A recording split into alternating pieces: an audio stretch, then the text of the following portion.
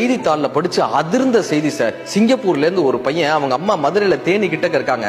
அம்மா நீ சிங்கப்பூருக்கு வந்துருமான்னு 2-3 தடவை அழைக்கிறான். அவங்க அம்மாவும் யோசிக்கிறாங்க, இந்த வயசான காலத்துல நான் எப்படி இந்த வீட்டுல இருக்கிறது, நான் மட்டும் எப்படி தனியா இருக்கிறது, கணவனும் இல்ல, ஒரே பையன் தான், சொத்து பத்தெல்லாம் வித்துட்டு பணமாக்கி வச்சிருக்காங்க.